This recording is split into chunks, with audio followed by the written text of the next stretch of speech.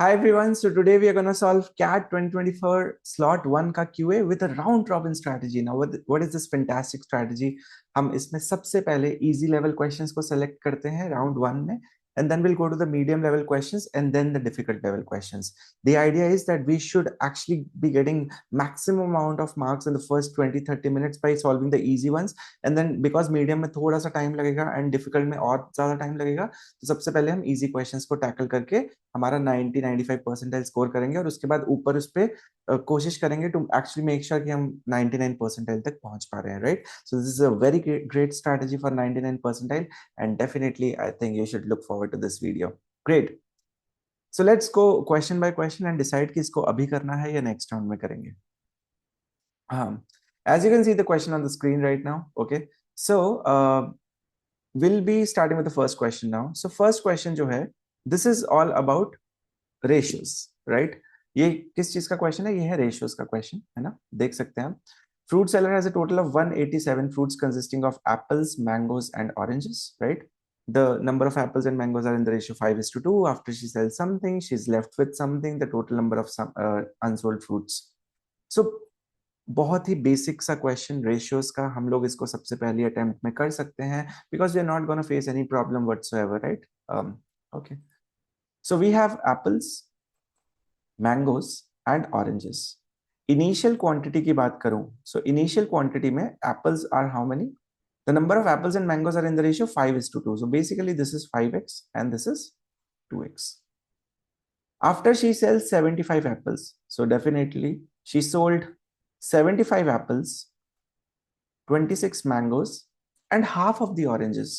Half of the oranges, see, I don't know how many oranges are there, but let's take it as maybe 2y. So this becomes y. I can take it as y and y by 2 also, but I don't want to introduce the fraction because जब तक मैं avoid कर सकता हूँ तब तक मैं fraction avoid करूंगा, right? The ratio of the number of unsold apples. So we are talking about the unsold. So unsold में है, this is 5x minus 75. This is 2x minus 26 because इतनी quantity थी, इतनी sell हो गई, बची इतनी. 2y में से y गया तो y बचा, right? So the number of, if you see the number of unsold apples to the unsold oranges, unsold apples to the unsold oranges, okay? So oranges का ratio है हमें दिया हुआ है, that is equal to 3/2. So 10x minus 150 is equal to 3y. We get 10x minus 3y is equal to 150. This is my one equation. And because I have two variables, I need another equation, and that equation will come from here because we have 187 fruits. So this initial quantity is 187. So 5x plus 2x, which is 7x plus 2y is equal to 187, right? अब yes, हम पहली equation में maybe we can multiply a 2 and दूसरी में we can multiply a 3. So we'll get what? 20x minus 6y is equal to 150. 21x plus 6y is equal to 18 threes are 540, 540, 7 threes are 21. So 540 plus 21 is 561.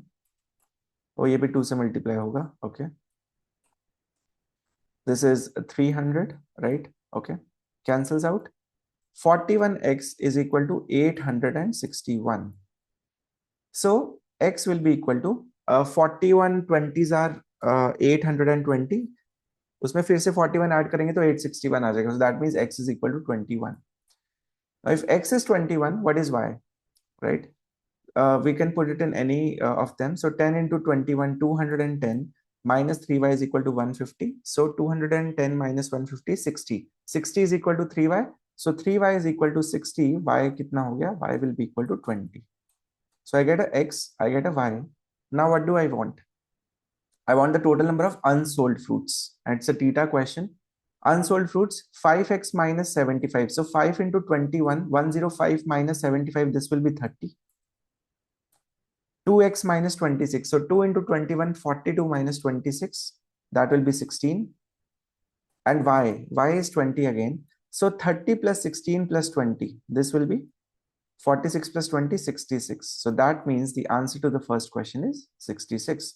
It's a theta based question, and see, as I told you, like, you know, it's not a tough question, it's an easy question. We can do it in round one. That's a good judgment to have. A plus b root n is positive square root of something. A and b are integers, n is a natural number, maximum value of a plus b plus n. Well, I decided at this point of time because I like indices search, that's not a problem, but यहाँ पे maximizing का question है, so I have to solve it and need to compute कि कौन सा maximum होगा, क्या value maximum होगी. Maybe this is gonna take some time. I'll come back to this. Not that amount of time, so it's a medium level difficulty. I'll come back to this, right? The sum of all the real values of k for which this into this is equal to this into this. Now, if I see this, 1 by 8 raised to power k. Now, 1 by 8, this is 8, and this is 32768. 32768 भी एक तरीके से हो सकता है 8 का multiple, right? नहीं तो मैं इसको 2 के मल्टीपल में भी ले सकता हूं. 8 कैन बी रिटन एज 2 का क्यूब. 32768. अगर नहीं पता है 32768 क्या होता है, सो 32768 को एक बार 2 से डिवाइड करके देखते हैं. So this will be 1 6, right? And then 3 8 4, and then 2 से फिर से डिवाइड किया, दिस विल बी 8192, एंड 8192 तो I think everyone knows it is 2 raised to power 13, but let's say it's not clear. Then we know this is 4096, then 2, this is maybe 2048, right? Then 2, this is 1024. See, 1024 everyone, right? You might know अभी के लिए कि 1024 जो होता है, that is 2 raised to power 10. So that means this is 2 raised to power 11, 2 raised to power 12, 2 raised to power 13, 2 raised to power 14, 2 raised to power 15. So that means this number is 2 raised to power 15, या 8 की power में आप इसको 5 भी लिख सकते हैं, so कैसे भी कर सकते हैं. And this is 2 का क्यूब, this is 2 का क्यूब again, this is 2 की पावर 15. All right. So हम इसको सॉल्व करेंगे. This becomes 2 की पावर minus 3k into 2 की power minus 15 by 3 is minus 5. 2 की पावर minus 3 into 2 की power minus 15 upon k again. When the base is same, the powers are added. So, and because bases are same here, I can compare the powers. Minus minus common निकाल देता हूँ. 3k plus 5 is equal to 3 plus 15 upon k. So this will be 3k minus 15 upon k plus 2 is equal to 0. K common, k 3k square plus 2k minus 15 is equal to 0. This is my quadratic equation, right? Now, what I'm looking forward to, the sum of all the real values of k. Real values of k. So basically, ये quadratic equation है. k definitely इसका एक root है. Discriminant check करेंगे, b square minus 4ac positive आ रहा है, तो इसके real roots आएंगे. उन real roots का sum चाहिए. तो sum of the real roots is, right? Let's say that is k1 and k2 is equal to minus b by a. So minus 2 by 3 is your answer. You directly get it, right? You don't need to find out the values of the roots, right? Directly sum निकल जाएगा, sum ही पूछे. Great. Again, easy question. And we got our beautiful like 6 marks right there. In the xy plane, the area is defined by the inequality, and then you have a circle, right? Equations है, graphs है, plot करेंगे, area निकालेंगे. I can come to this easy, like, you know, it's in my zone, but still, like, putting the ego aside, I can come back to this. That's not a problem, right? और देखते हैं, और easy है हमारे पास. Renu would take 15 days. Okay, time and work question. Renu would take 15 days working 4 hours per day to complete a certain task, right? So 15 days working 4 hours per day means if I talk about Renu, Renu is working 60 hours in total to complete a certain task, whereas Seema would take 8 days working 5 hours per day. So for one day, she's working 5 hours. For 8 days, Seema will be working 40 hours to complete the same task. So same task को हम LCM ले लेते हैं. So 60 and 40, I can take 120 units is my total work. Now, if 60 hours में अगर 120 units of work हो रहा है, that means basically Renu की efficiency क्या है? Renu is gonna work for 2 units per hour, and Seema is gonna work for 3 units per hour. Right? Very simple that way. Okay.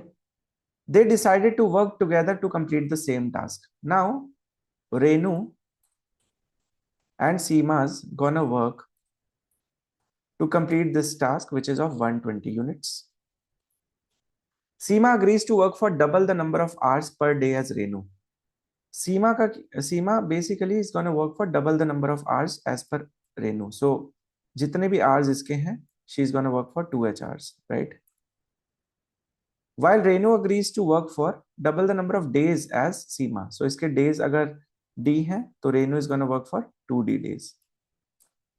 If the Renu works 2 hours per day, Renu is working for 2 hours per day. Okay, so this is 2. She's working for 2 hours. So Seema is gonna work for 4 hours. And I don't know how many days, let's say D and 2D, the number of days Seema will work. Okay, so Renu's efficiency is 2 units per hour. For 2 hours per day, 4 units, and for 2 days. So basically, Renu का total work आ जाएगा 2 units per hour into 2 hours into 2, and D is like the number of days. Let's say I say this is as n, right? इसको n ले लेते हैं to avoid the confusion. So there are n. This she is working for n number of days. So she will be working for 2n number of days. So 2 into 2 into 2n plus Seema is working for 3 units per hours for 4 hours and for n days 120. So 2 into 2 into 2, 8n plus 12n is equal to 120. 20n is equal to 120, n is equal to 6. That means Seema is going to work for 6 days. Renu is going to work for 12 days. Question kya hai? The number of days Seema will work. So the answer is 6 days. Okay. Again, time and work में बहुत complicated questions भी आ रखे हैं. So time and work you need to judge. Just because it's your favorite doesn't mean that you have to do it in round 1 or something, right? You have to see complexity of the question. This was a doable question, but अगर और ज़्यादा complex होता, we would not have attempted time and work in round 1. Okay. Great. Again, a percentages based question, right? In September, the incomes of Kamal, Amal, and Vimal, they are in the ratio 8:6:5. So 8:6:5 ये किया जा सकता है. They rent a house together of the respective incomes to cover the total house rent, and the house rent remains unchanged. Their incomes increases, the percentage of their total income will be paid. So basically, it's a pure percentage based question. I can take some values. Let's say this is 8x, right? One learning which is very important. If you see the incomes are given in ratio, then there is a house rent, and then their incomes have increased, and the final answer he's asking for percentages. जब हमें final answer ही percentages में पूछ रहा है, that means we can actually assume any values for their incomes, which should maintain the ratio 8:6:5. For example आप 8 rupees 6 rupees 5 भी मान सकते हो, 80 60 50 भी मान सकते हो, 800 600 500 भी मान सकते हो, राइट? 8000 6000 500 भी मान सकते हो, कुछ भी. सो लेट्स से मैंने बोला 800 600 500, right? Incomes of Kamal, Amal, Vimal, this is incomes, right? So they rent a house together. अब अगर उन्होंने एक हाउस रेंट किया together and Kamal pays 15%, now you need to understand one thing कि they rent a house together and Kamal pays 15%. So house rent कितना है? अगर मैं house rent की बात करता हूँ, ठीक है, 15% is what? 120. Amal pays 12%, which is 72, and Vimal pays 18% of their respective incomes, which is 90 rupees to cover the total house rent. Now, this is income in September. In October, the house rent remains unchanged while their incomes increase, है ना? In October, so income in October will become 10%. So 800 का 10% हो गया 880. 12%. So 600 में 12% increase किया 672.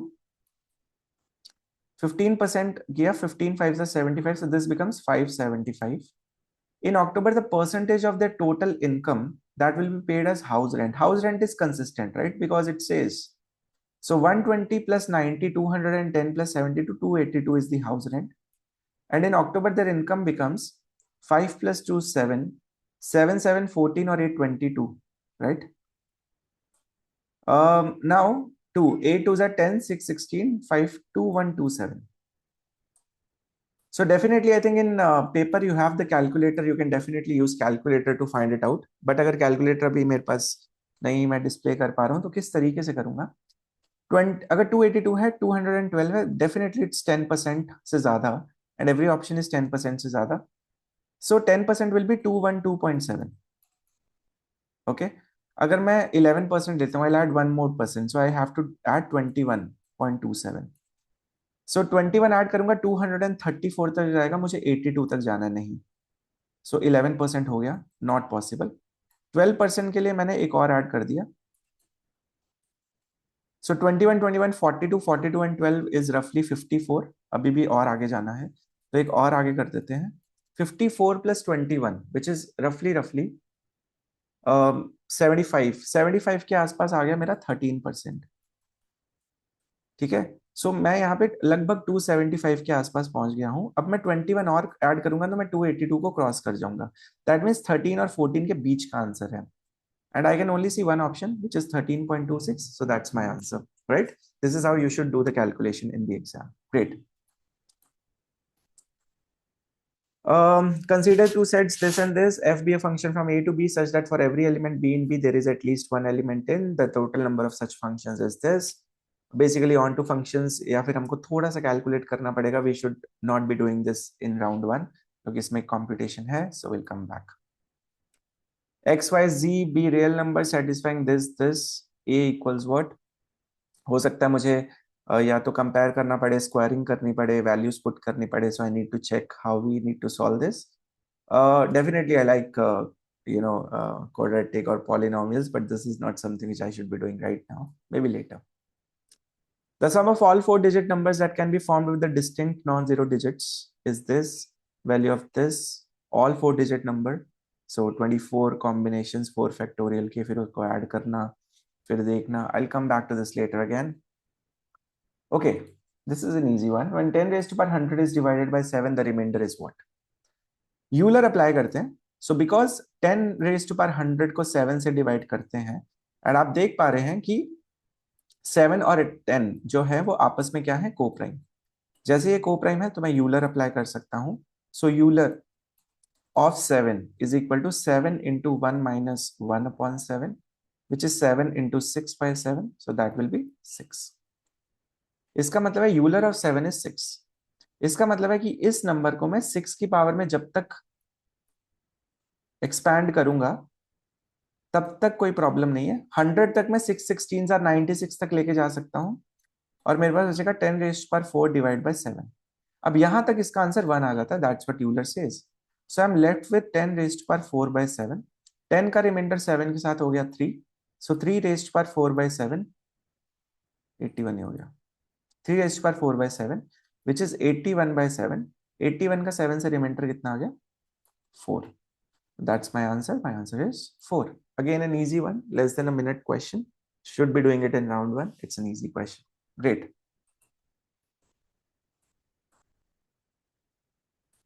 There are 4 numbers such that the average of the first 2 numbers is 1 more than the first number.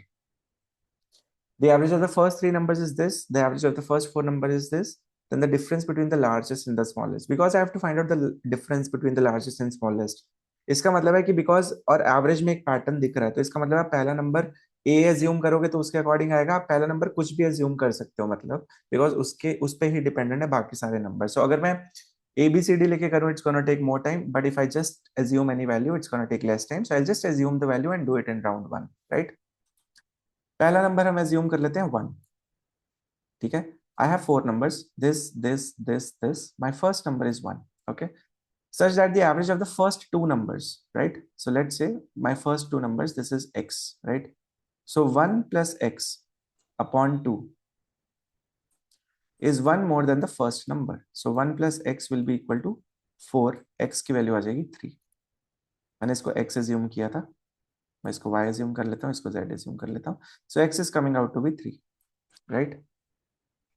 Now यहाँ तक average of the first 3 numbers So 1 plus 3 plus y upon 3 is 2 more than the average of the first two number, and I know the average of the first two number is 2, right?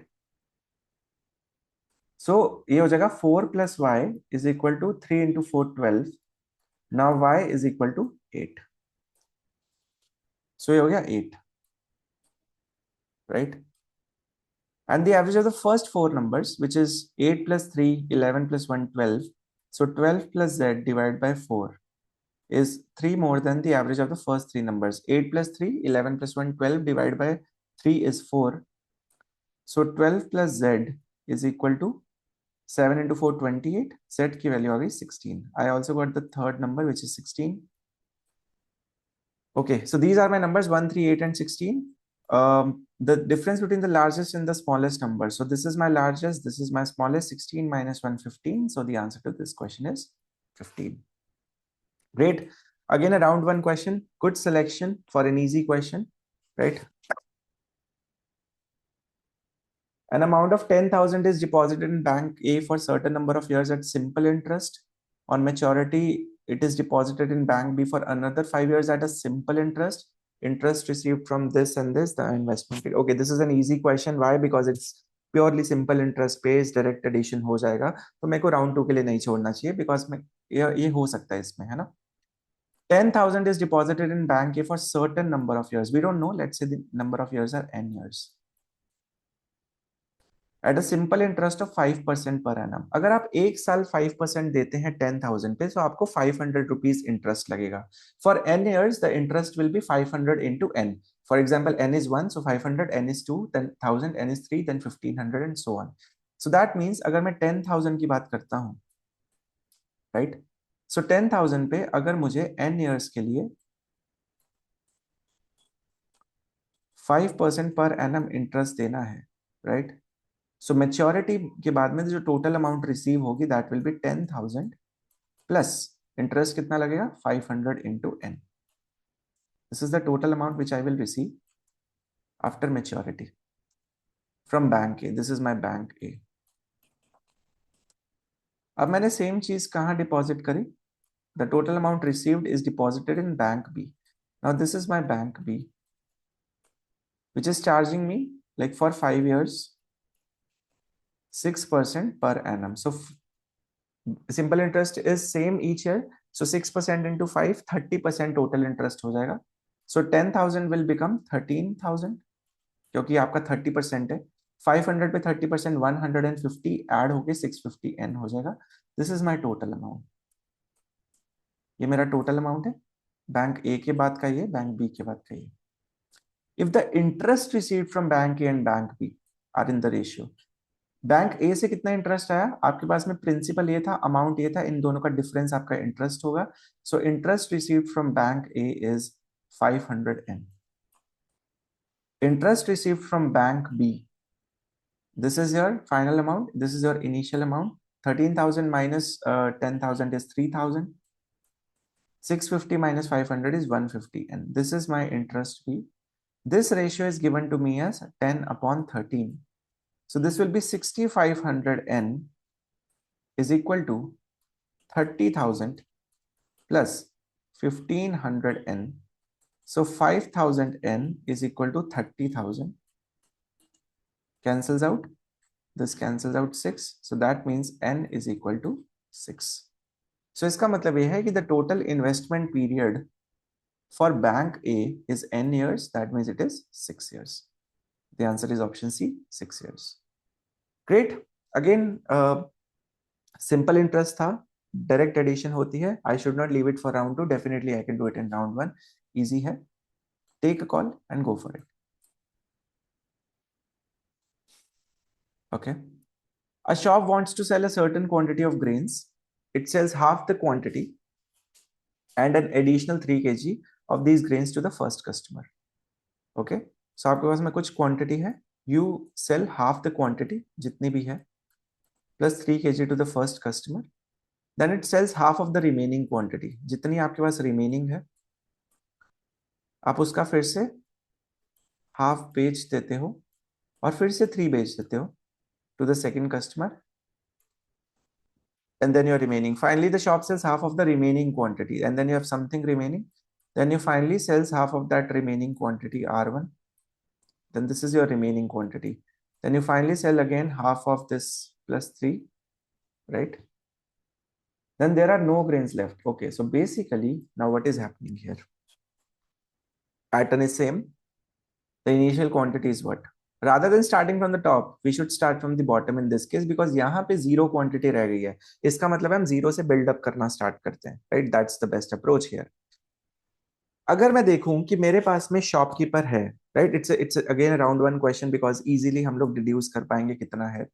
अगर मैं shopkeeper की बात करता हूँ, third customer के time पे shopkeeper जब उसको ग्रेन्स देता है और उसके पास में कोई भी ग्रेन नहीं बचता है शॉपकीपर के पास खुद, तो शॉपकीपर जब कस्टमर आया, कस्टमर आने के पहले शॉपकीपर के पास में कुछ क्वांटिटी रही होगी, लेट्स से आर.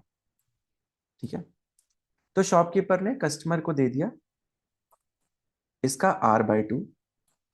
तो कस्टमर के पास R/2 हो गया, शॉपकीपर के पास R/2 बचा. फिर कस्टमर ने +3 और दे दिया.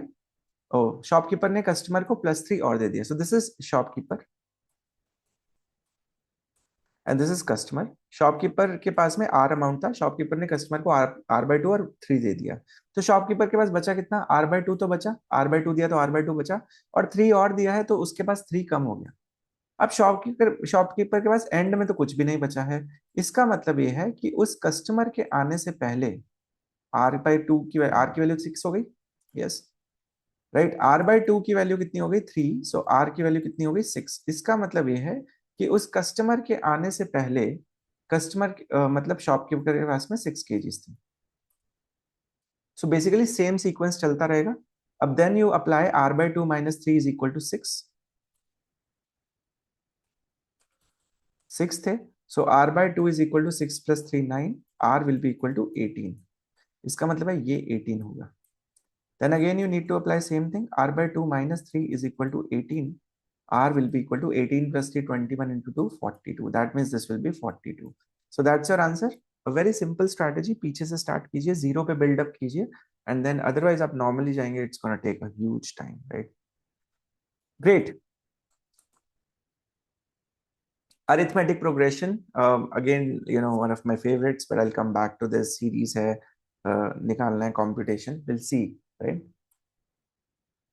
Two places A and B 45 kilometers apart, starting at the same time, cross each other in 1 hour 30 minutes. Okay, Anil reaches exactly 1 hour 15 minutes after this. Speed of Anil is what? Okay, again time speed distance space question. Meeting point का time same है, उसके बाद time का additional gap है. Maybe you know next round. Yes, time speed distance obviously can be done now, but ठीक है, अगर कुछ कॉम्प्लिकेटेड हो जाता है डायग्राम पे तो एक मीडियम लेवल के लिए छोड़ते हैं कि कोई, because I am right now finding the easy ones. Surface area, sum of length, volume of the sphere. Okay, comfortable mensuration can do now, otherwise later, right? Just looking for the easiest one right now. Glass is filled with water, 2/3 of its content is poured out, replaced with water. If this process of pouring out 2/3 the content and replacing it with water is repeated 3 more times, the final ratio of milk to water is what? Okay, ये बहुत ही easy है, दिखने में भी easy है और करने में भी इजी होगा. So glass is filled with milk. So glass is filled with milk. So you have 100% milk. 2/3 of its content is poured out and replaced with water. सो 2/3 आपने निकाल दिया और 2/3 आपने रिप्लेस कर दिया वाटर से, उतना ही आपने वाटर दिया. ठीक है.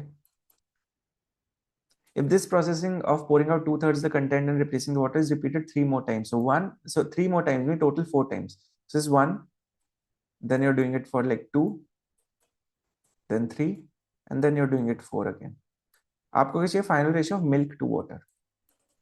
ओके, डेफिनेटली आई थिंक अगर आप देखें, सो मिल्क की प्रॉपर क्वांटिटी कितनी है, बिकॉज हमारा मिल्क डिके हो रहा है, so I should focus on milk. So milk I have like proper 100% out of 100%, so milk is complete one here, right? अगर मैं 2/3 बाहर फेंक रहा हूँ, so that means milk is only going 1/3 in the next step. केवल 2/3 अगर आप बाहर फेंक दे रहे हो तो 1/3 ही मिल्क आगे जा रहा है, क्योंकि मिल्क डिके हो रहा है, मिल्क और ऐड भी नहीं होगा. फिर से मिल्क इसमें भी 1/3 ही जाएगा, इसमें भी 1/3 ही जाएगा, और इसमें भी 1/3 ही जाएगा. इसका मतलब यह है कि 1/3 कितनी बार हो गया आपका? 4 बार। इसका मतलब है this quantity is 1/81।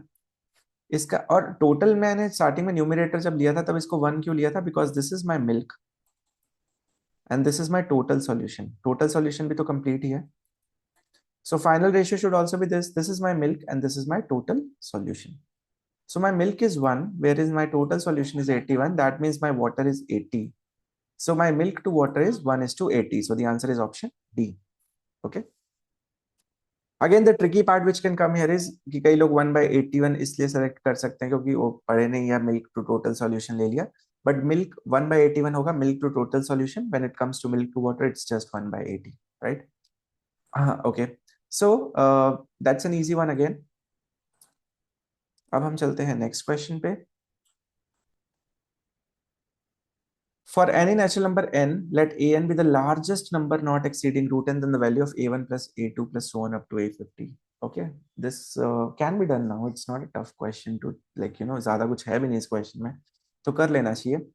an be the largest integer not exceeding n, मतलब largest integer should not exceed root n. मतलब a1 की वैल्यू क्या होगी? लेस देन और equal to √1. So definitely a1 की वैल्यू 1 आ जाएगी. a2 की वैल्यू लेस देन और equal to √2. That means a2 की वैल्यू 1.4.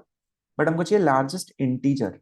सो 1.4 का लार्जेस्ट इंटीजर क्या हो गया? जो 1 है ना, not exceeding this, that means 1. मतलब बेसिकली ग्रेटेस्ट इंटीजर फंक्शन की बात हो रही है. a3 is √3. So a3 will also be 1.7. a4 √4. So a4 can be 2. Okay, so that means 111 is coming 3 times, then 2. ये 2 कहां तक आएगा? So a4 a5 a6 a7 a8, this will give me 2. So on a9 पे 3 हो जाएगा. a9 से लेके a15 तक मेरे पास 3 आएगा. देन a16 से लेके डेफिनेटली आई थिंक 4 आ जाएगा a24 तक. ठीक है, एंड देन ऐसे कर करके चलेगा. सो हो क्या रहा है कि 1 इज कमिंग, हमको चाहिए a1 से लेके a50 तक. सो a1 प्लस सम करना है तो 1 + 1 + 1. So definitely this is coming out to be 1 × 3. फिर a4 से लेके a8 तक सबकी वैल्यू 2 है. So 2 × 5. Okay, there is in series actually. Then a9 से a15 is like 7 terms. So 7 3 × 7 4 × 11, right? Sorry 11 × 4. ठीक है, एंड 13 टाइम्स आपका 5 हो जाएगा. ठीक है, एंड 15 टाइम्स आपका 6 हो जाएगा. ऐसे चलता जाएगा पर हमको 50 तक ही जाना है. 3 + 5 8 + 7 15 + 11 26 + 13. ठीक है, सो 3 8 5 15 15 26 26 और आपका 13 हो गया 39. ठीक है, सो यहाँ पे हमारे पास 6 की वैल्यू आ जानी चाहिए. अब 1 × 3 हो गया. सो 2 × 5 हो गया. 3 is coming 7 times. 4 is coming, ओ ये क्या कर दिया मैंने? Okay, sorry for the mistake, guys. 4 is coming 9 times. 5 is coming 11 times. Okay. 5 3 8 7 15 9 26 26 और 11. ओके, अब देखिए 3 5 8 7 15 और 9 24 11 35 हो गया. 15 और चाहिए. सो 6 × 13 कर देते हैं. ठीक है, सो 48 तक आ गया. अब अगली दो टर्म्स तो 7 और 7 ही होंगी. Yes, so 3 + 5 8 + 7 15 + 9 26 24 24 11 35 35 13 48 49 50. Yes, so that has to be your answer.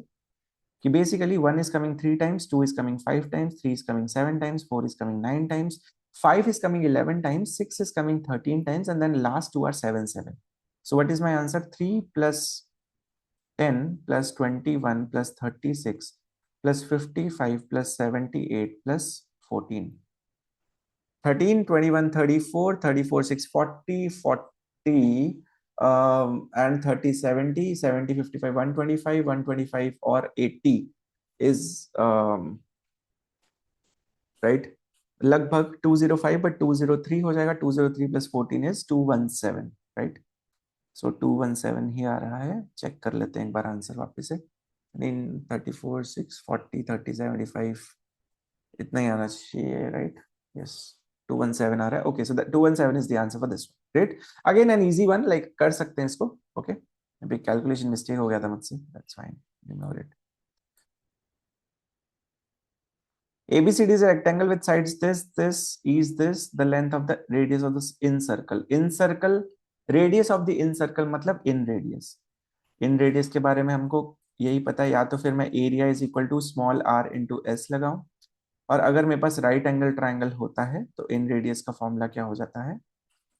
a plus b minus hypotenuse upon 2, where a and b can be any of perpendicular and base and hypotenuse is h. Let's see. ABCD is a rectangle.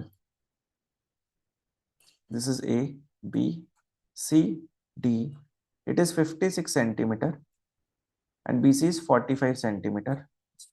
E is the midpoint of side CD. Then the length of the radius of in circle. So अगर ये midpoint है, that means this is 28 and this is 28. In circle कहाँ बनेगा?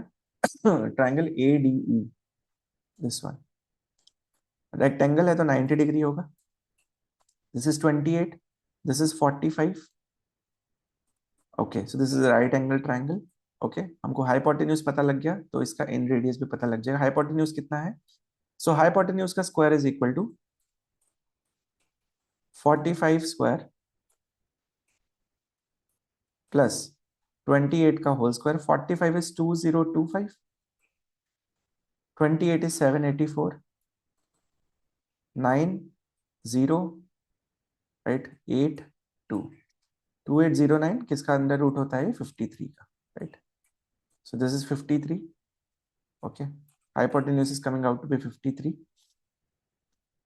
So A plus B minus hypotenuse divided by 2 is your answer. 45 plus 28 is 73 minus 53 is 20. 20 divided by 2, the answer is 10. Okay, so in radius of this is 10. Again, round one question, not a tough one. Geometry इसलिए मैं बोलता हूँ कि सभी modules करने हैं, क्योंकि अगर किसी का बेसिक क्वेश्चन भी आता है तो भी +3 मिल जाते हैं. Equation this, common negative root, then the value of this. I love quadratic, but my ego is much less than my love, so I'll just leave it for now. Not a round one question for me, at least अभी के लिए, because I am just picking out the easiest ones. Selling price product had this, the resulting profit round one में कर सकते हैं हम इसको. The selling price of a product is fixed to ensure 40% profit, right? So अगर selling price is fix to ensure 40% profit, so अगर cost price x है तो 40% प्रॉफिट के बाद में सेलिंग प्राइस कितना हो जाएगा? 1.4x. If the product had cost 40% less, costing ही 40% कम हो जाती तो ये हो जाता 0.6x and had been sold for 5 rupees less. So इसका कॉस्टिंग आ गया 1.4x minus 5, then the resulting profit would have been 50%. So basically ये हो जाता 50%. ठीक है. So 0.6x into 1.5, or I can write it as 3/2 is equal to 1.4x minus 5. ये हो जाएगा 0.3. 0.9x is equal to 1.4x minus 5. So 0.5x is equal to 5. x की value आ गई 10. x 10 आ गया. This becomes 10. This becomes 14, right? This becomes 6. This becomes 9. जो भी है. The original selling price of the product is 14. So the answer is 14. All right. Again, an easy one. We identified the right questions, right? And 22nd.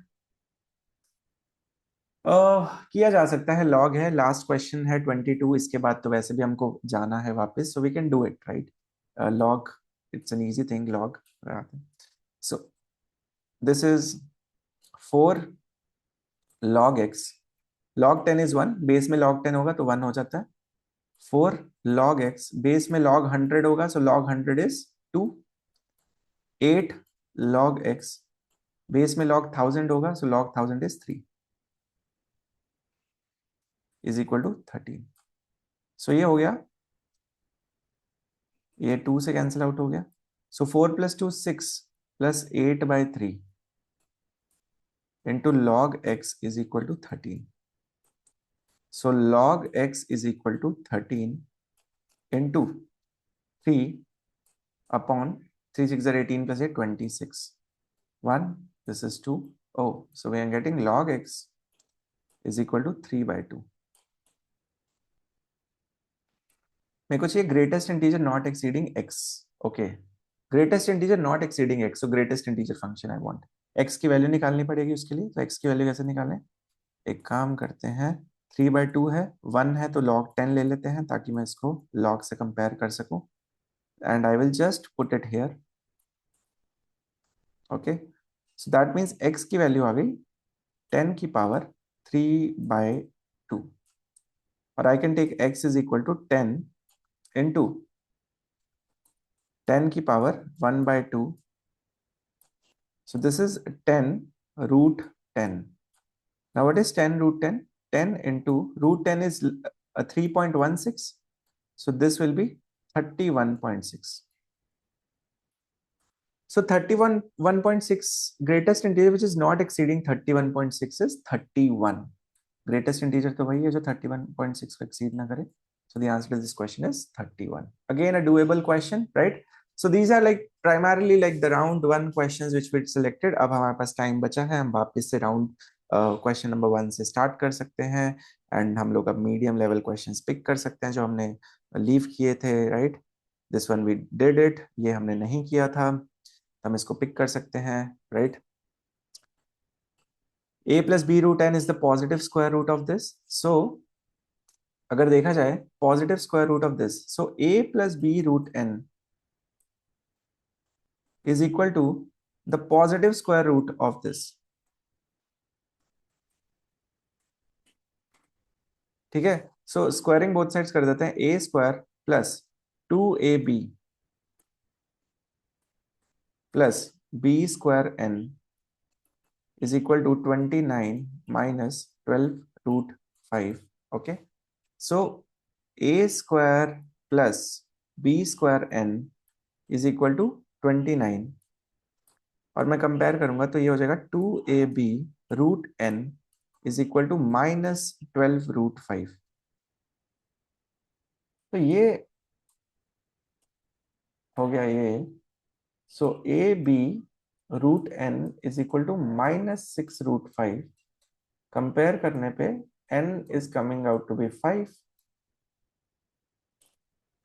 A b is coming out to be -6. A b are integers, that means a और b की value हो सकती है 1 into -6 into 1, 2 into -3, -3 into 2, right? So the thing is that अब हम बात करते हैं a square plus b square n की, क्या इसको सेटिस्फाई करता है? तो 1 square plus n is 5, no, so इसको 5 कर देते हैं, ठीक है? सो 1 स्क्वायर प्लस 6 स्क्वायर, ये बहुत बड़ा हो जाएगा, 6 स्क्वायर 36 ऑलरेडी बड़ा हो जाएगा, 2 square 4 plus 45, no, right?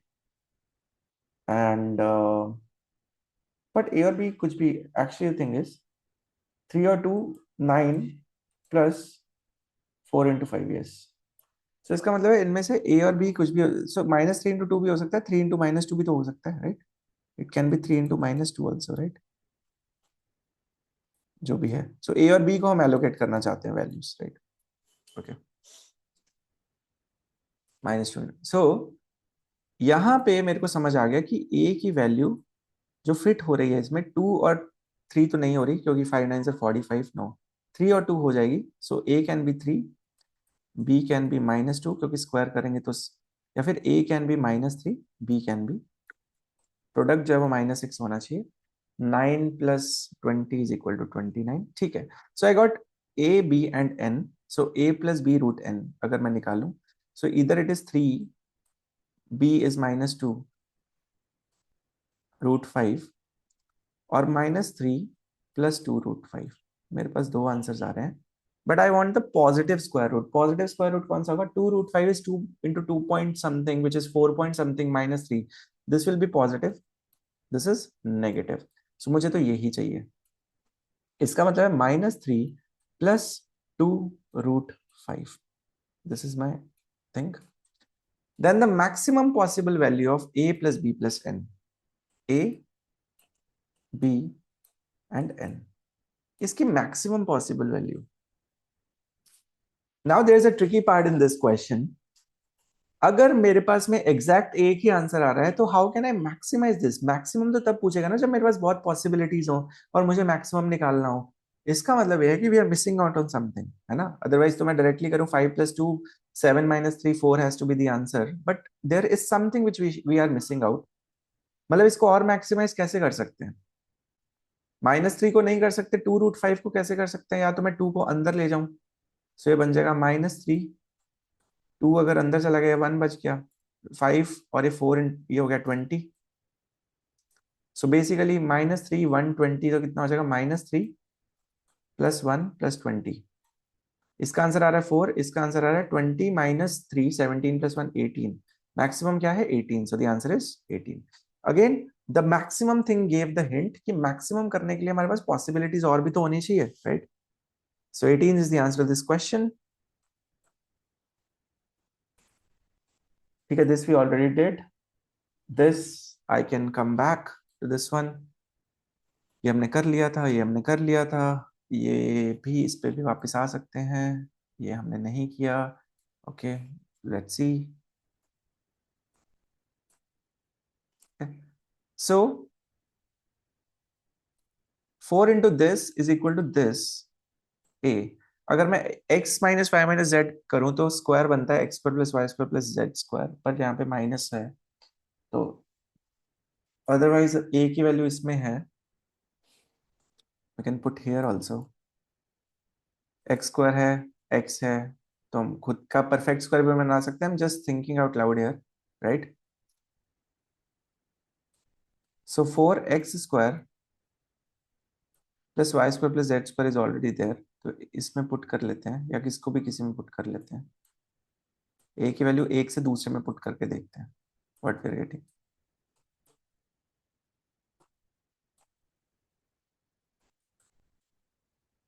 a की वैल्यू है 4 into x² + y² + z². So now the thing is, this is what we have here. So v, यहाँ पे अगर मैं देखो ये x² है, ये x है, y² y, z² z, तो हम परफेक्ट स्क्वायर भी बना सकते हैं. 4x² - 4x, ये हो गया 4y² + 4y, और ये हो गया 4z² + 4z. और 3 भी है हमारे पास. सो अगर मैं इनको +1 +1 +1 दे दूं तो 3 भी बढ़ जाएगा एक तरीके से, is equal to 0. This is a quadratic, this is a quadratic, this is a quadratic. ये क्या हो गया? a² - 2ab + b², so this is 2x - 1 का whole square. This is 2y + 1 का होल स्क्वायर, बिकॉज इसमें सब प्लस है. And this is 2z + 1 का होल स्क्वायर. सो x की वैल्यू आ जाएगी, because a² + b² + c² is 0, that means a is also 0, b is also 0, c is also 0. Otherwise इनकी value उससे ऊपर होगी, है ना? कोई ऐसा तो होगा नहीं कुछ नेगेटिव आ जाए, तीनों को 0 होना पड़ेगा. सो 2x - 1 is 0, x will be 1/2, y will be -1/2, 2y + 1 is equal to 0, and z will be -1/2. Okay, क्या चाहिए हमको? a चाहिए. ठीक है, सो इसमें पुट कर लेते हैं वैल्यू. 4 into जो भी है, x² हो जाएगा 1/4 + 1/4 + 1/4. ठीक है, and that is equal to a. So 4 into 3/4 is equal to a. ये कैंसिल आउट हो गया, a will be equal to 3. That's an answer right there. So basically the idea is to make the quadratic and उसका perfect square बनाना. Perfect square वाले बहुत questions आए हैं paper में. So make sure that you are rightly doing this. Okay, ये question हमने नहीं किया है अभी तक, इसको भी कर लेते हैं.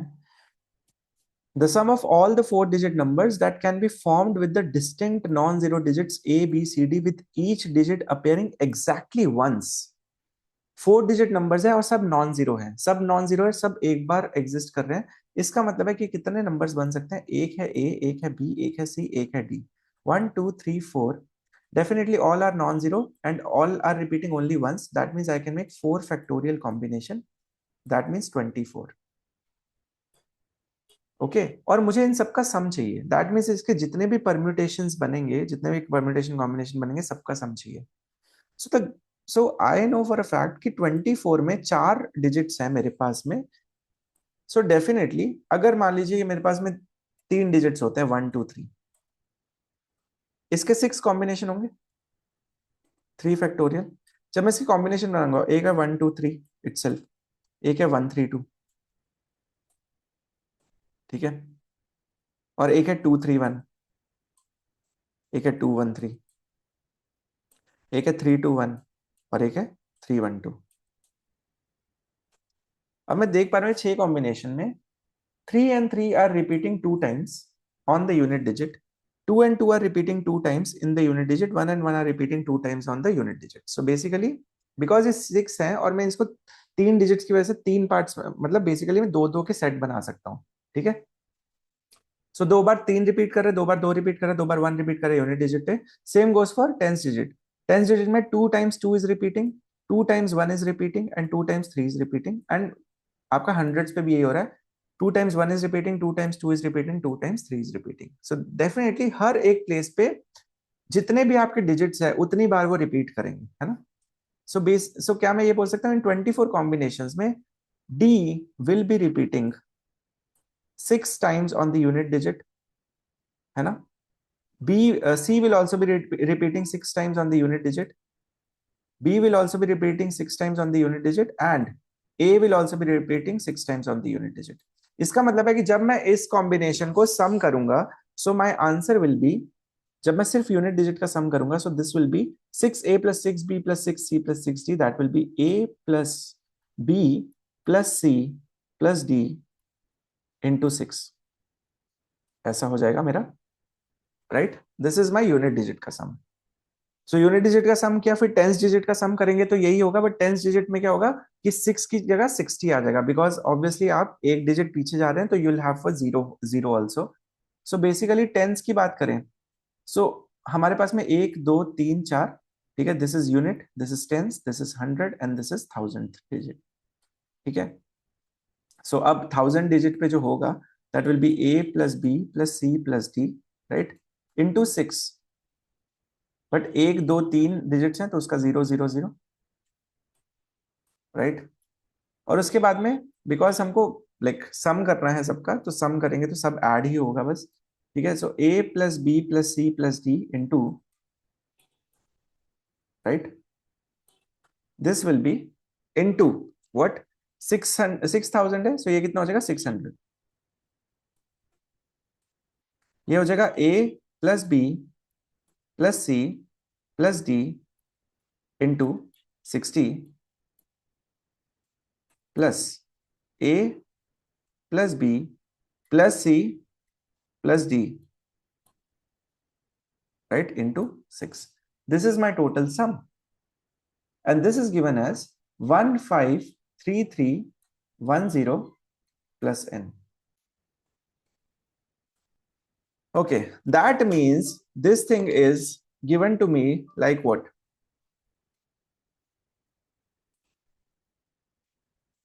A plus B plus C plus D into 6000 plus 600 plus 60 plus this will be 6 6 6 and 6 is equal to 153310 plus n. Now this n is what? It's a single digit number. Single digit number, that means it can be 1 2 3 4 5 6 7 8 9. There are so many combinations. But ये number जो है वो 6666 से divisible होना चाहिए, right? और 6666 खुद अगर मैं देखूं ये number, so what is this number? This is basically 2 into 3, 6 का मल्टीपल है ना? इंटू 1 1 1 1, और 1 1 1 1 खुद भी 11 का मल्टीपल है। सो 11 इंटू समथिंग 101, कुछ ऐसा ही है। इसका मतलब है ये नंबर जो है वो 2 का मल्टीपल भी होना चाहिए। सो 2 के मल्टीपल के लिए जो n की वैल्यूज है आपके पास में, वो केवल, बिकॉज 153310 है, that means the numbers can only be 153310 की जगह 10, because n is natural number, n की वैल्यू 0 से ज्यादा होगी। 12 153314 153316, या फिर 153318, यही हो सकता है। बाकी सब तो ऑड हो जाएंगे। सो 2 इज डन। अब हम 3 की बात करते हैं। 3 के लिए क्या होना चाहिए? Sum should be, sum of all these digit should be divisible by 3। तो अगर मैं सम करूंगा, so 5 + 1 6 + 3 9 + 3 12 + 1 13 + 2 15, this can be a possibility. ठीक है, अब ये 13 है, 13 में सॉरी है ना, कितना है? ठीक है, 4 + 1 5 + 3 8 + 3 11 11 5 16 1 17, this is not a possibility. दो ऐड होगा 19, not a possibility. 21, this can be a possibility. So ये दो पॉसिबिलिटीज हैं। सो 3 का चेक भी हो गया। अब 11 का चेक करते हैं। 11 के केस में क्या होना चाहिए? Alternate some. 2 + 3 5, 5 + 5 10, minus 1 + 3 4, 4 + 1 5, no, it is not divisible by 11, or so basically this is not the case, this has to be the case। check कर सकते हैं 11 से divisibility। 8 + 3 11 + 5 16, 1 + 3 4 + 1 5 16 minus 5 11, definitely divisible by 11। so definitely the number is 153318। so n की value आ गई 8। यहाँ से हमको n की वैल्यू 8 मिल गई। This is a good check to have, right? n की वैल्यू हमको मिल गई 8, the number we got 153318। a + b + c + d की वैल्यू क्या आएगी?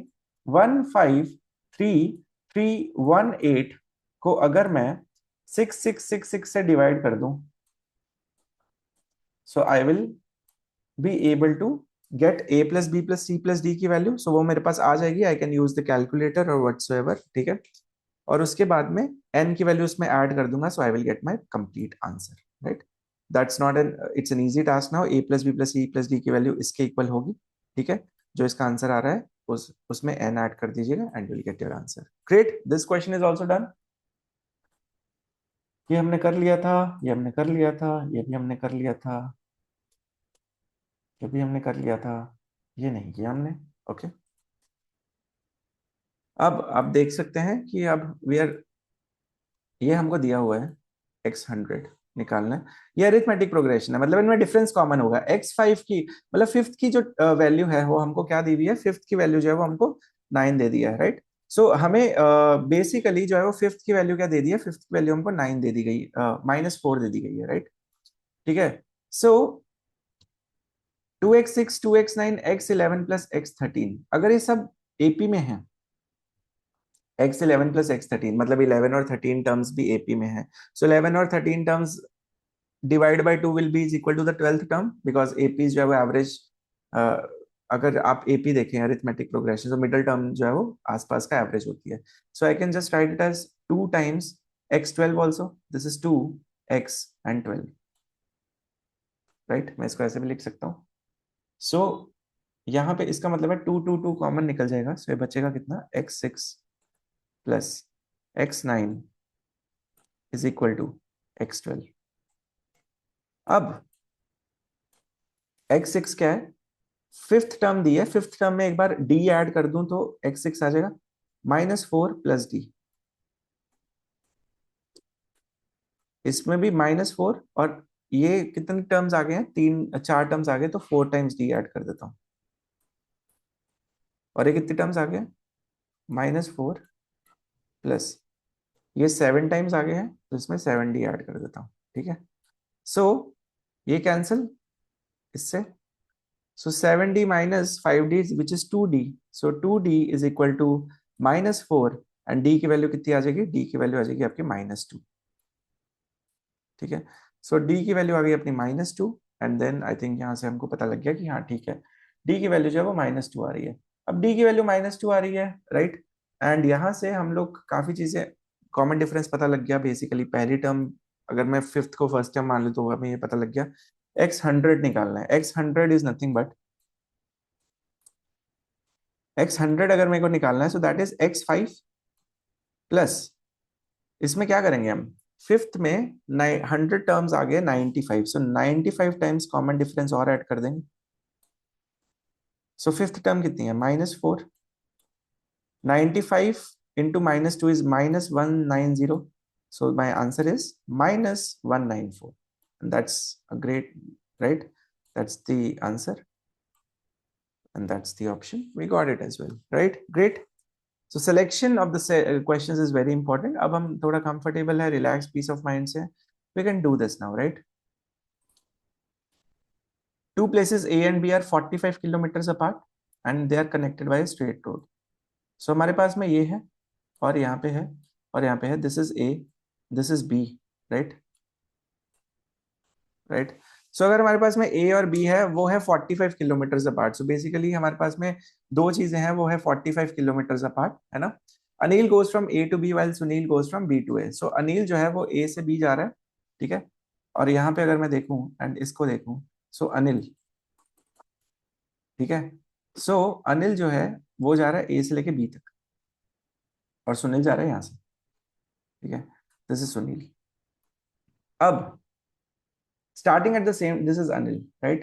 Starting at the same time they cross each other in exactly 1 hour 30 minutes। मतलब वो यहाँ पे कहीं पे मिलते हैं, ठीक है। 1 hour 30 minutes का मतलब है 90 मिनट्स भाई साहब ने इधर लिए, इन वालों ने 90 मिनट्स इधर लिए, ठीक है। और 90 ही इन्होंने लिए होंगे, ठीक है, ठीक है। 90 मिनट्स इन्होंने लिए। If Anil reaches B exactly 1 hour 15 minutes after Sunil reaches A, इसके बाद अनिल को कितना टाइम लगा, t+75, और सुनील को कितना लगा, टी।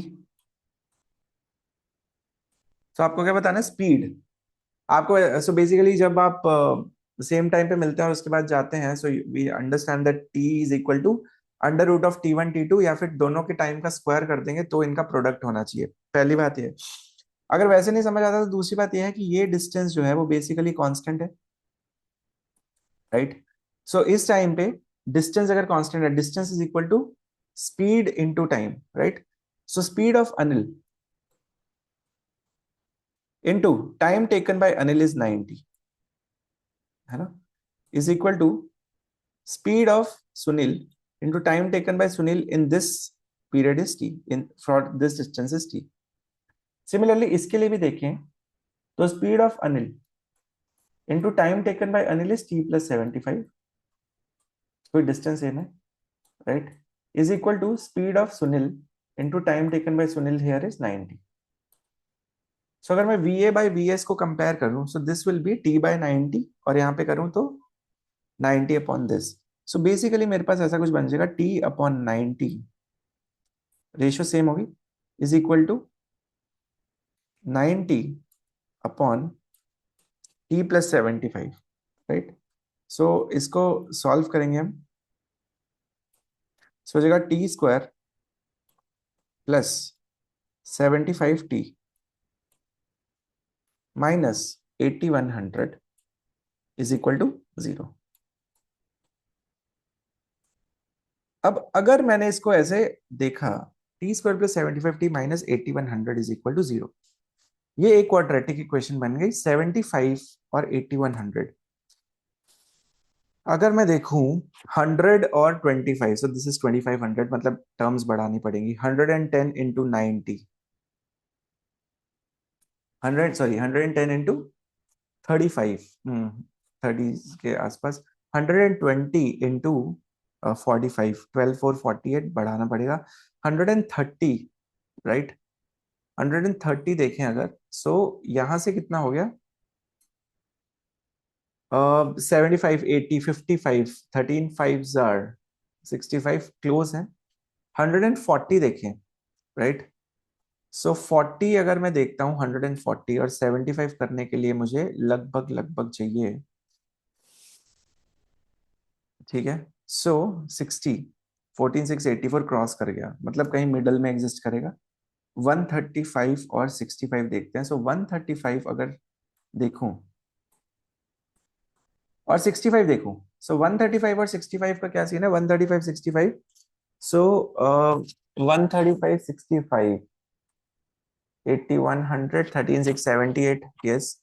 मैं 300 ऐड हो जाए, हाँ correct. So this is coming out to be 8100। सो हम लोग क्वाड्रेटिक कैसे बनाएंगे? T square plus, right, 135 T, right, minus 60, right, क्योंकि 135 और 60 है ना ये, है ना। सो 135 और 60 का डिफरेंस जो है वो कितना आ रहा है? -8100 is equal to 0। T common निकालेंगे, टी प्लस 135, यहाँ से -60 कॉमन निकालेंगे, टी प्लस 135। सो टी की वैल्यू आ जाएगी या तो 60 या -135, तो डेफिनेटली 60 होगा। इसका मतलब है टी की वैल्यू आ गई 60 मिनट्स, मतलब ये चीज हो गई 60 और ये चीज हो गई 135 मिनट्स। अब क्या निकालना है हमको? हमको बस निकालना है speed of Anil. Speed of Anil कैसे निकालेंगे? टोटल डिस्टेंस कितना दिया हुआ है? 45 km/h, है ना। Speed is equal to distance per unit time, और टाइम कितना है? 60 + 135, राइट। सॉरी, टी कितना है? हाँ, टी 60 है। But we are talking about Anil. Anil is gonna take 90 here and यहाँ पे 135 हियर, सो 225 मिनट्स है। हमको चाहिए km/h में, तो 60 से मल्टीप्लाई भी करना पड़ेगा and will get it. 15 3s are 15, 15s are, ठीक है, and 3 1s are, and 3 5s are, 5 1s are, 5 12s are. Okay, so basically the answer to this question is 12, right? That's how we get it. The answer is 12 here. Okay, ये भी हो गया 12। So primarily किस तरीके से question solve करना है, that's also important. Okay, we have this remaining and we don't have much remaining. Okay, we have one more remaining. Okay, ये देख सकते हैं इसमें क्या हो रहा है? They have a common negative root, right? When they have a common negative root, then the value of this is what, right? That is something which we have to find out कि what is the value coming out to be. अब अगर मैं देखूं ध्यान से, तो यहाँ पे हो क्या रहा है? इनमें कॉमन नेगेटिव रूट है, मान लो वो कॉमन नेगेटिव रूट है अल्फा। सो हो जाएगा alpha square plus m alpha plus n plus 9, right, is equal to 0। ऐसे alpha square plus n alpha plus 17 हो जाएगा, और alpha square plus m alpha plus n alpha plus 35 is equal to this हो जाएगा। So ये alpha square, right, plus n alpha plus 17 is equal to 0, और ये हो जाएगा alpha square plus, right, m alpha plus n alpha plus 35 is equal to 0। अब देखें, अगर alpha square plus M alpha की वैल्यू -9 है, सो -9 हम पुट कर सकते हैं। सो एन अल्फा प्लस 35 -9 हो जाएगा 26। सो एन अल्फा की वैल्यू आ जाएगी -26, राइट। वैसे ही अगर मैं alpha square plus N alpha की वैल्यू इसमें पुट करूं, सो -17 + 35 18, सो एम अल्फा की वैल्यू आ जाएगी -18।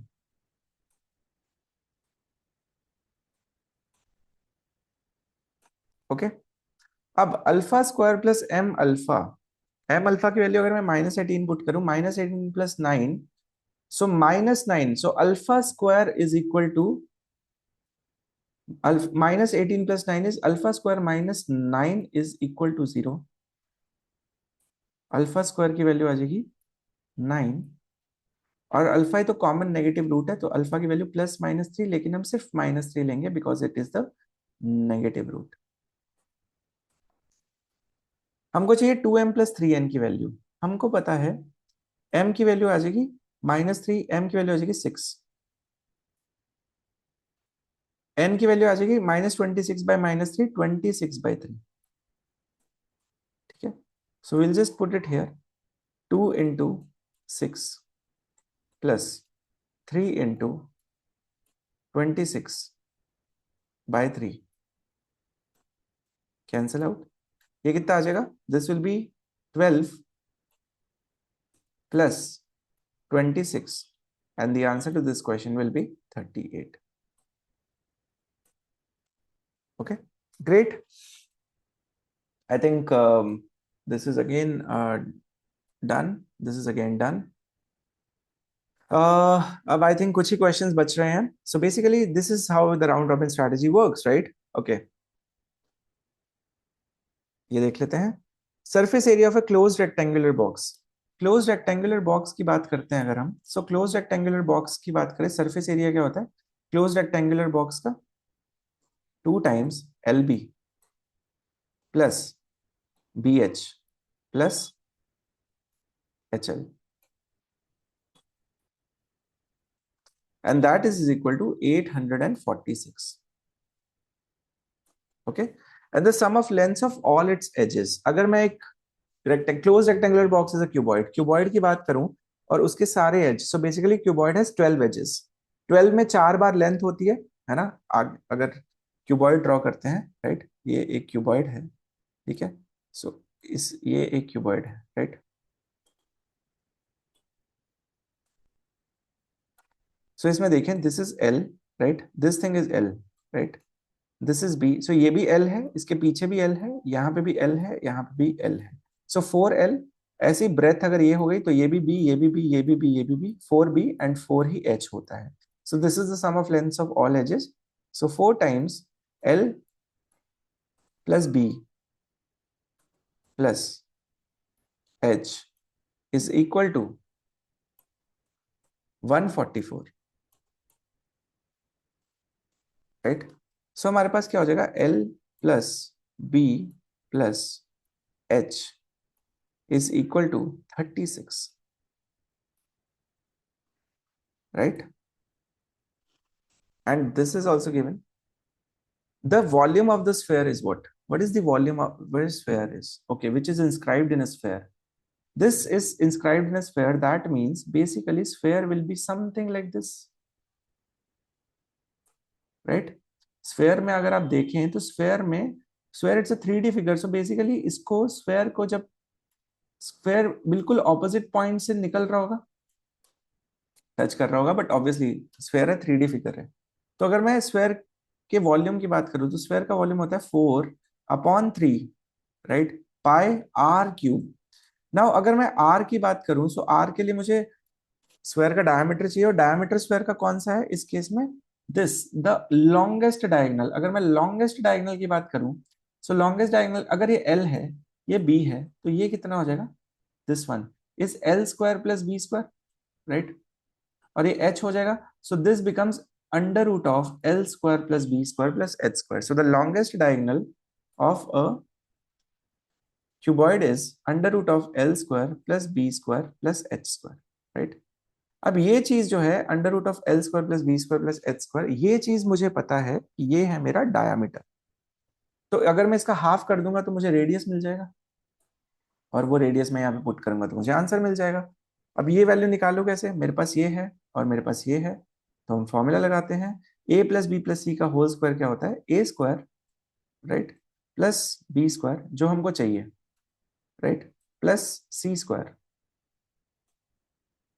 Plus 2 times LB + BH + HL। उसकी वैल्यू मुझे डायरेक्टली 846 दी है, और इसका स्क्वायर करूंगा मैं, तो इसका स्क्वायर किया तो 36 का स्क्वायर कितना होता है? 1296।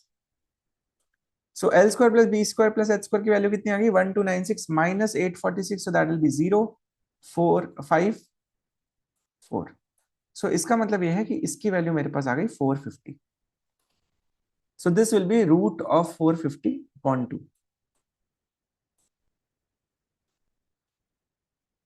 और 450 को 225 × 2 भी लिख सकते हैं, सो 15√2 / 2। बस अब इसमें वैल्यू पुट कर देंगे, सो that will B 4/3। This is my radius.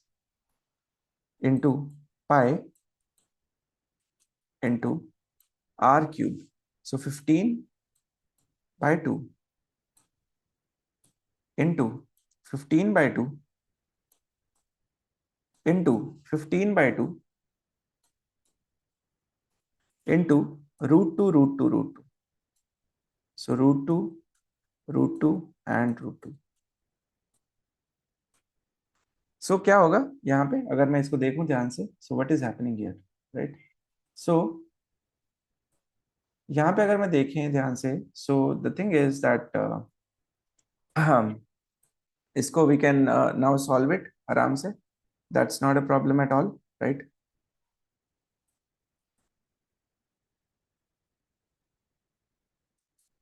Okay great.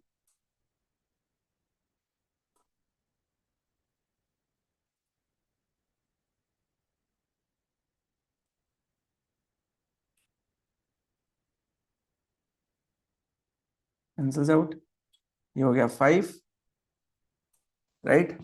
और रूट टू से भी एक 2 गया, सो कितना हो जाएगा? 225 into 5, which is definitely, 225 into 5. Oh, I changed, the question is changed, sorry. Into root 2, that is 1125 pi root 2. So this has to be your answer. Okay. Great. So I think this one is also done. And now we are remaining with, so this is done, this is done, this is done, this is done, this is done, done, done. This is also done, done, done. ये भी done हो गया, ये भी done हो गया, ये भी डन हो गया, ये भी डन है, ये भी हो गया. 7th is remaining, 6 is done, 5 is done, 4th is done. Okay. So basically we are just left with 2 more questions, right? 4 and 7. So y is greater than equal to x plus 4. So basically अगर मैं यहाँ पे एक line draw करता हूँ, right? So y is equal to x plus 4 कैसी line है? x 0 तो y की वैल्यू 4 और y की वैल्यू 0 तो x की वैल्यू -4. So -4, 0 और 0, 4 से जाने वाली एक लाइन है, right? So let's say this point is -4, 0 and this point is 0, 4.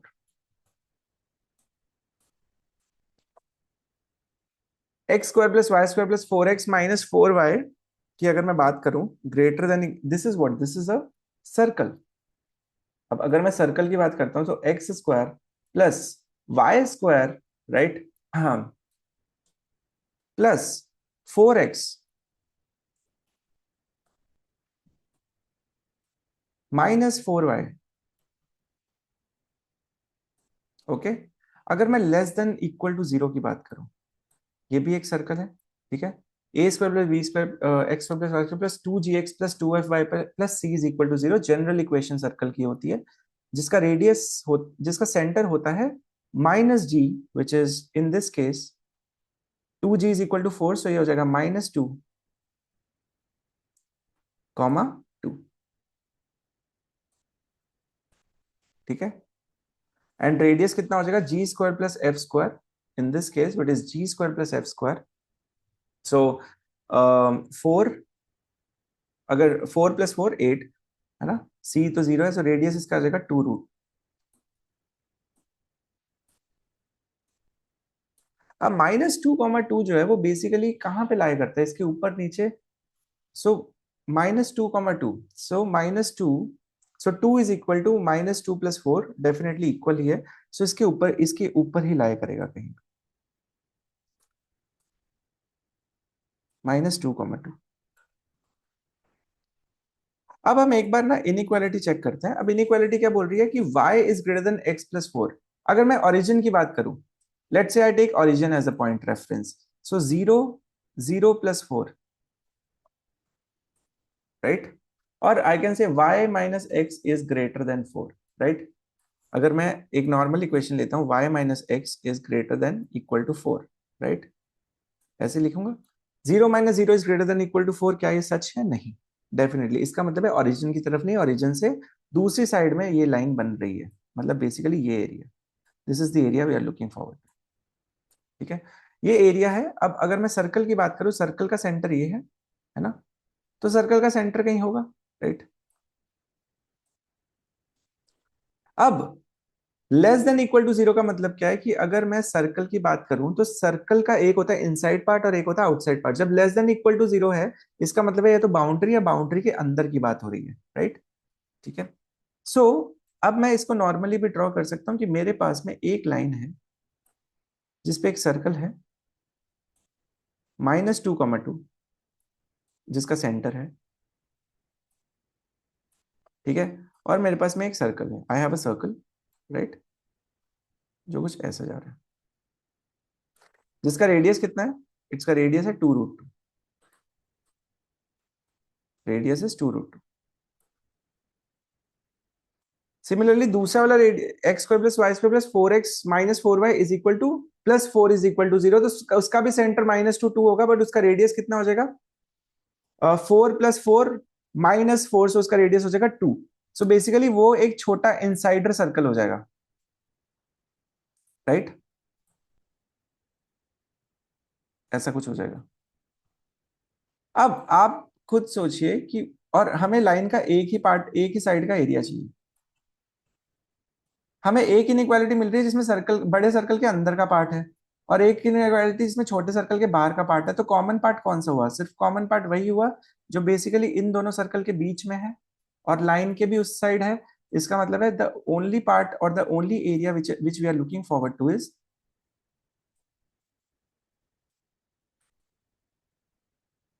This area, right.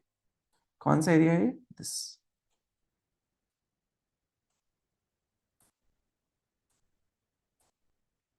Okay, ये एरिया है। सो बेसिकली क्या हो गया? पाई इंटू बड़ा R² विच इज 2√2 का whole square 8 pi.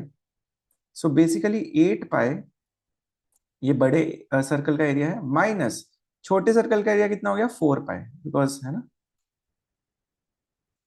4 pi divide by what? पूरा sir, पूरा तो नहीं चाहिए, हाफ ही चाहिए मुझे, लाइन के एक साइड ही चाहिए, divide by 2।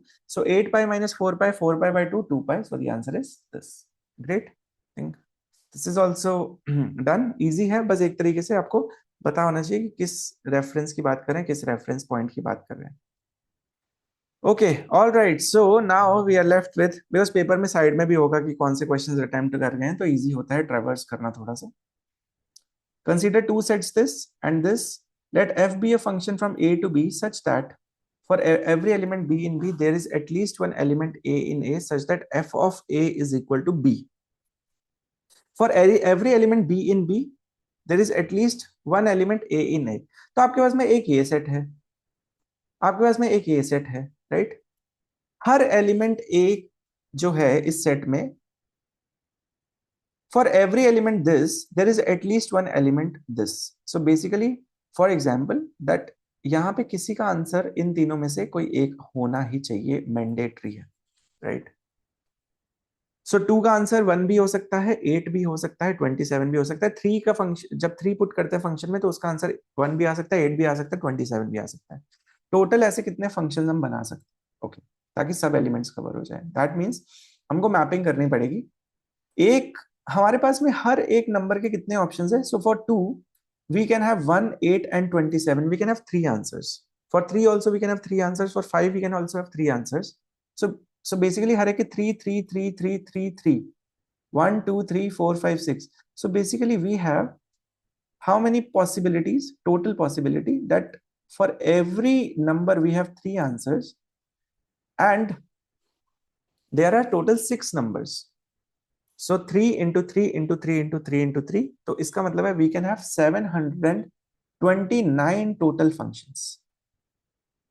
Okay, but in 729 functions की प्रॉब्लम क्या है कि इसमें ऐसे भी कुछ फंक्शंस हैं जिसमें मैंने सभी एलिमेंट्स को सिर्फ और सिर्फ 1 से मैप कर दिया होगा, राइट, या फिर सभी एलिमेंट्स को सिर्फ 8 से मैप कर दिया, या सभी एलिमेंट्स को सिर्फ 27 से मैप कर दिया है। If I mapped all the elements to 1, so that means This is just one case, 1 into 1 into 1 into 1 into 1.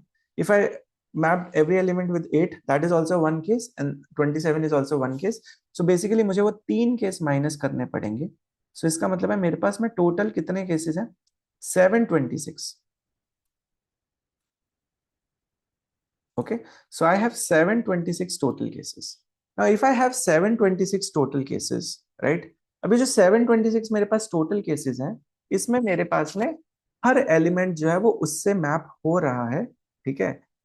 लेकिन ऐसा भी हो सकता है कि इनमें से हर एलिमेंट केवल 2 ही एलिमेंट के साथ मैप हो, या तो 18 के साथ हो, या 127 के साथ हो, या 827 के साथ हो. वो पॉसिबिलिटी अभी तक मैंने निग्लेक्ट नहीं करी है ना, कि एक पर्टिकुलर नंबर को लेफ्ट ओवर फील हो, ऐसा नहीं होना चाहिए, तीनों के साथ होना चाहिए. सो अगर मान लो कोई भी नंबर 1 और 8 के साथ मैप है, 27 के साथ मैप नहीं है, सो कितनी पॉसिबिलिटी है उसकी? 2 raised to power 6, right. Every number is map to 2 raised to power 6, right. But because मैंने ऑलरेडी 1 और 8 वाली पॉसिबिलिटीज निकाल चुका हूं मैं, so total 2 raised to power 6 नहीं होगा, टोटल 2 raised to power 6 -2 होगा, जो मेरे को और माइनस करना पड़ेगा इसमें से. सो मुझे 2 raised to power 6 -2 माइनस करना पड़ेगा. और why I am not only minusing 2 raised to power 6, because 2 raised to power 6 minus करूंगा, बट उसमें दो ऐसे केसेस है जिनमें हर एलिमेंट या तो 1 से या 8 से मैप है. वो केसेस मैं ऑलरेडी माइनस कर चुका हूँ इस 3 में. तो इसका मतलब है मुझे टोटल केसेस इतने ही माइनस करने पड़ेंगे. लेकिन ये 1 और 8 की ही बात नहीं है, ये 127 और 827 भी हो सकता है. तो ऐसे 3 केस बनेंगे मेरे पास. सो 2 raised to power 6, which is 64 minus 2, 62 into 3. So 3 2 is 6, मतलब 186 मुझे माइनस करना पड़ेगा. So I have to minus 1, 8 and 6. So my total numbers are कितने हो जाएंगे? 6 में से 6 गया 0, राइट. 12 में से 8 गया 4, एंड 7 में से 1 गया, और उसके बाद में 1 और गया तो 5. So basically this is my number. The 540 are the possible cases. So my A is the answer. Great. Okay. So I hope you guys enjoyed this particular set. मुझे पता थोड़ा सा पेन में इशू आ गया था एंड में, but that's not a problem. At least आपने concept समझा होगा. तो राउंड 1 में कैसे मैंने मेक श्योर किया कि इजी क्वेश्चंस अटेम्प्ट हो रहे हैं, राउंड 2 में कैसे मेक श्योर किया कि हम थोड़े से मीडियम लेवल डिफिकल्ट क्वेश्चंस कर रहे हैं. फिर उसके बाद में वापस से मैंने सिर्फ जो रिमेनिंग क्वेश्चंस थे जो थोड़े टफ थे या ट्रिकी थे, वो मैंने राउंड 3 में पुट किए. तो इवन आप राउंड 1 अच्छे से कर लेते हो तो आप 90% ऑलरेडी स्कोर कर चुके होगे 20 मिनट्स के अंदर. And then you just need to make that 90 percentile to 99 percentile in the next 20 minutes. I hope you guys understood the strategy. This was a perfect strategy for this. And yes, thank you so much. I'll come with the other slots as well. Bye bye. Take care. And yes, have a great day. See you.